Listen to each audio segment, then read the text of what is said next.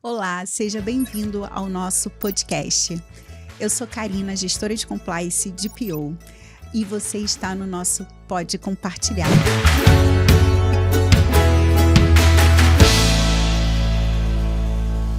Oi pessoal, eu sou a Rafa, eu sou analista de compliance do Grupo Comerc Energia e nós vamos falar de um assunto que está em todo lugar. Todo mundo está falando de quem é boomer, quem é geração Y, geração Z.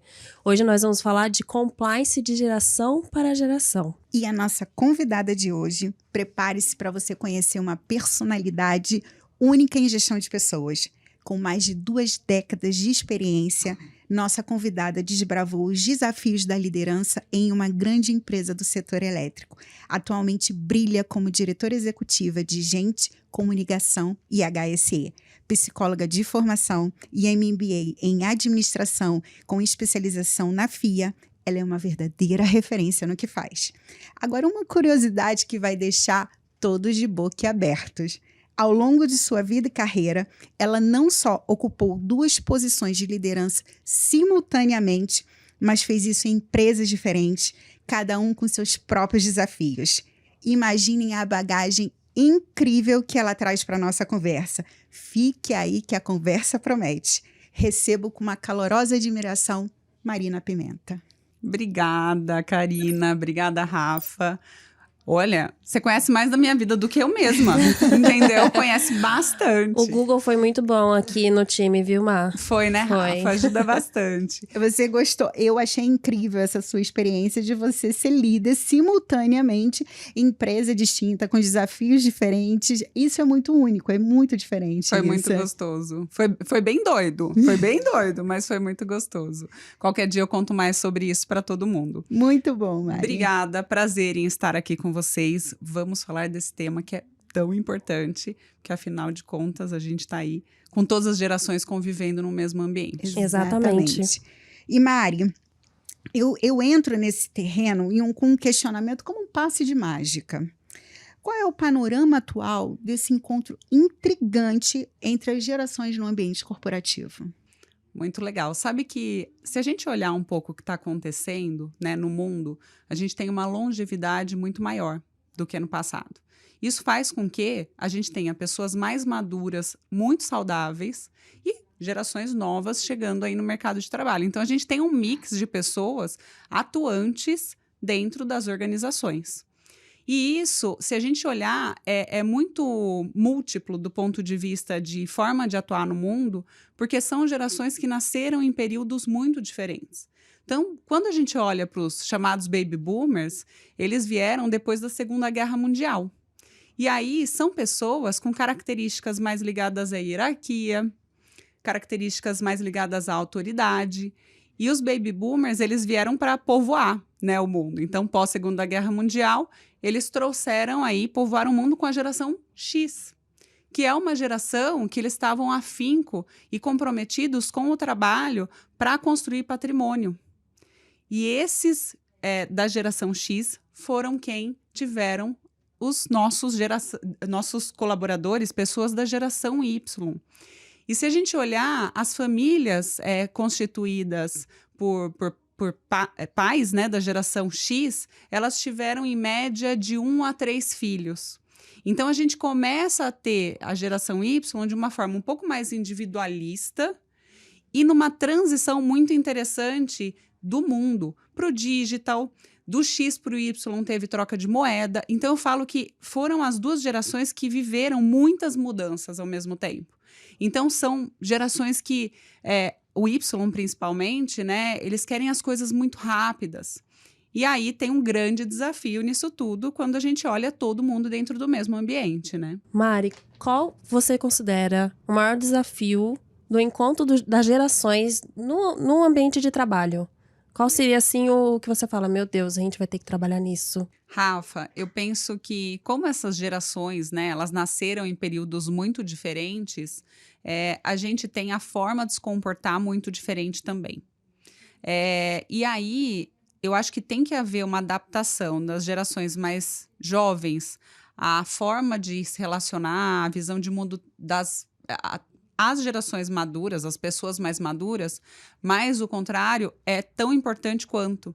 Porque se a gente parar para pensar, as pessoas que nasceram na geração Y, Z, elas são mais linkadas ao mundo atual, ao mundo digitalizado, ao mundo que a gente está olhando um pouco mais para o ativismo social, para a equidade. Tudo isso é novo. E aí entra essa necessidade de adaptação também das pessoas maduras ao que está acontecendo hoje e a visão de mundo das pessoas mais jovens.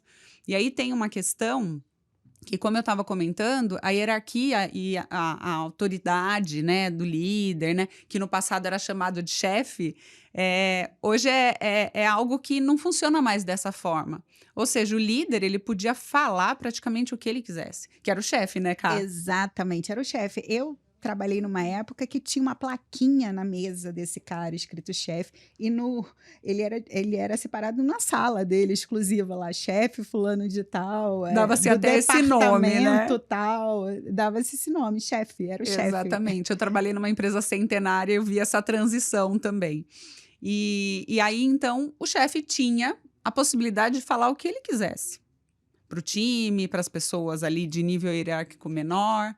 Mas hoje não. Hoje a gente tem até as carreiras mais fluidas e os mais jovens, né, geração Y e Z, são jovens que se sentem muito livres, né? Não olham essa hierarquia como algo que intimida. Eu acho que uma das coisas que a gente tem que refletir muito, né, para essa empatia, esse trabalho mais leve, né, no ambiente mais respeitoso, o que funcionava no passado se modificou, se adaptou. Muita coisa ainda se fala. Mas, por exemplo, algumas coisas que a gente comenta pode ser algo que a gente fere a visão de mundo do outro, fere a identidade do outro. E hoje tudo isso tem que ser olhado e respeitado. E aí as gerações aí se adaptando umas às outras no ambiente de trabalho. Isso que você traz, ele é muito rico, principalmente quando a gente traz essas discussões nesse ambiente, principalmente corporativo, quando a gente fala do outro, as falas que a gente costumava ter, e hoje em dia ela não faz mais sentido, como muita coisa passou a não fazer mais sentido, porque tudo mudou, as coisas mudaram, é uma adaptação constante. E quando a gente fala em mudança, gera desconforto no outro. Mas essa mudança, ela veio para trazer exatamente a inovação, porque o mundo está inovando, está sendo ousado, tudo está acontecendo ao mesmo tempo. É muito crucial, assim, quando você traz esse ponto sobre as adaptações. Eu acho isso excelente, importantíssimo. E aí eu aproveito esse gancho, Mari, e vou entrar na esfera dessa marca pessoal desse profissional. Porque hoje os profissionais buscam muito estabelecer sua marca pessoal. Hoje a gente fala muito disso. E aí eu pergunto como é que a integridade torna o diferencial, a construção na imagem profissional do indivíduo. Muito bom. Eu costumo dizer que acho que em primeiro plano vem a questão de construção de relação de confiança. Então, assim, a gente vive em comunidade. Sejam comunidades das empresas, do nosso bairro, dos nossos amigos. E para a gente viver em comunidade, a gente tem que se relacionar de forma confiável. Se eu não sou confiável e íntegro, consequentemente eu não construo a relação de confiança.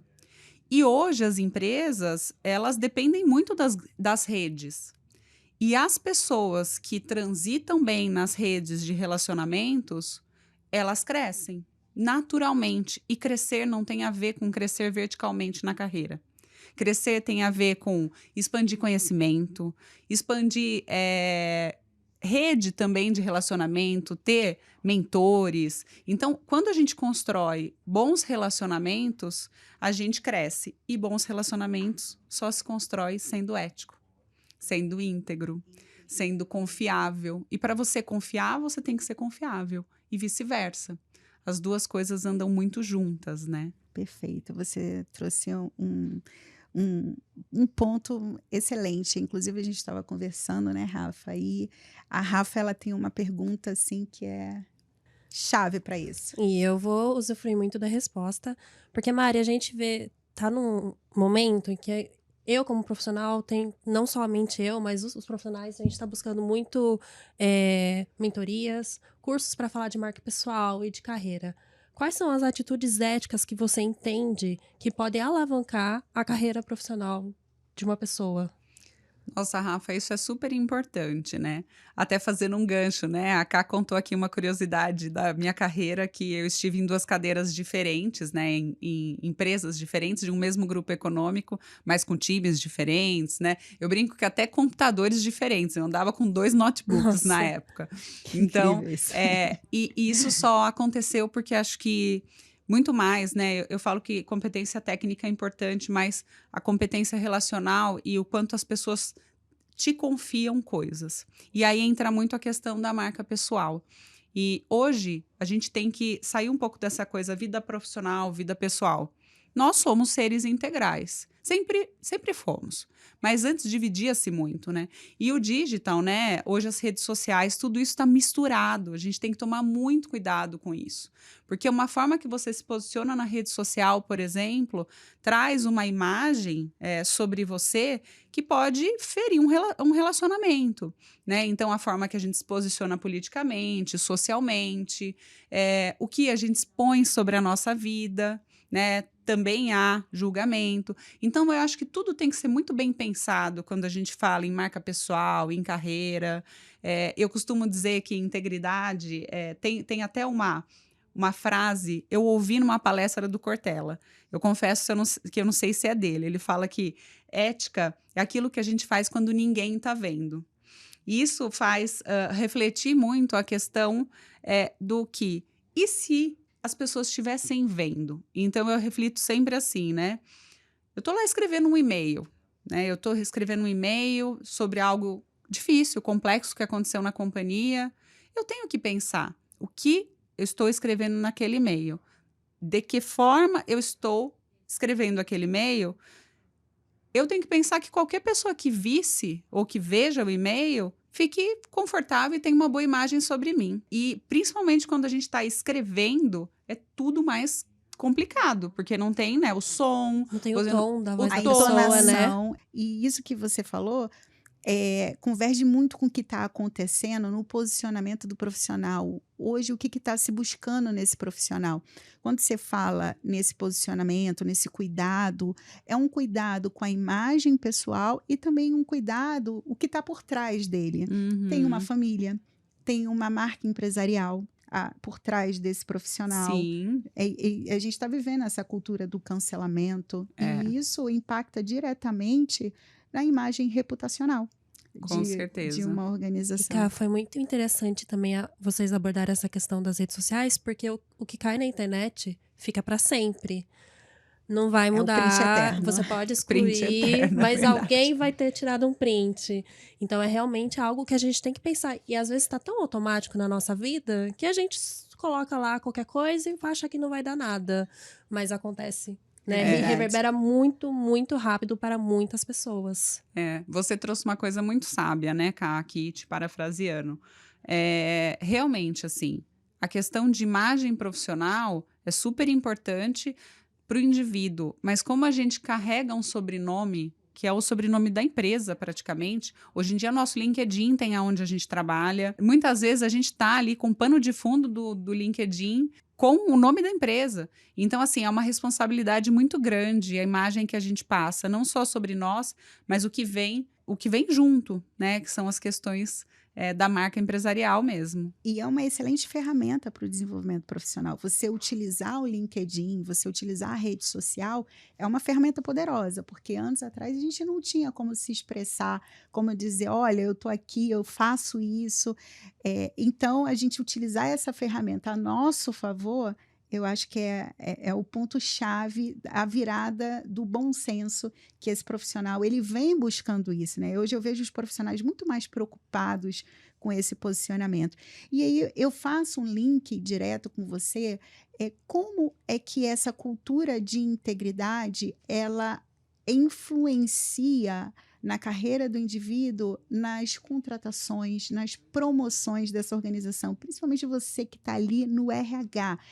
tem na veia, assim, isso aqui é o que faz sentido para a companhia na questão de cultura de integridade. Ok, isso é muito interessante. No passado, olhava-se um currículo, né? A gente olhava ali as experiências profissionais, quanto tempo as pessoas O ficaram em currículo cada tinha até uma. cor, né? Tinha até, Você exatamente. botava para se destacar cor verde, rosa, né? Para Verde, alguém né? olhar meu currículo. Nem todas as gerações vão lembrar disso, mas a gente lembra. É o E aí, 40 a mais, gente. foto, né? Tinha uns que tinham até um perfuminho, né? A pessoa colocava. Era impresso, né? Saía entregando. Então, é óbvio que hoje a experiência profissional conta. Acho que entender a história do profissional conta bastante.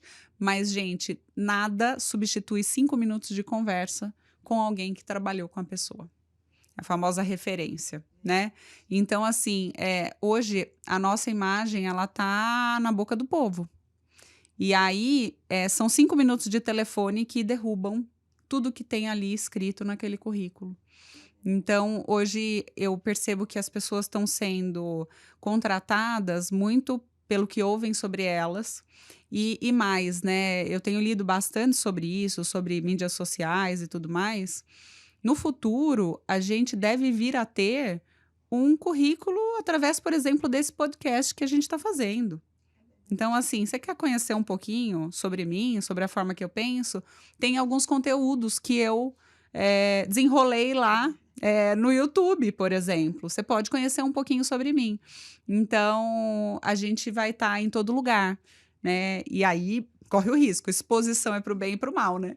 É verdade. E eu tive uma experiência há pouco tempo, conversa muito com o que você trouxe. E aconteceu comigo recentemente de um profissional entrar em contato comigo porque eu era da área de compliance. Então, ele me achou no LinkedIn e ele fez uma abordagem, me pediu o telefone, perguntou se eu poderia ligar, que ele gostaria de ter referências de um profissional. E esse profissional era um executivo. Eu trabalhei com esse profissional. E o entendimento, o que a pessoa queria é entender a questão comportamental desse profissional. E o que ele queria? Entender em todas as camadas, com o meu olhar de cultura de integridade. Então, eu não tinha muito contato com o profissional,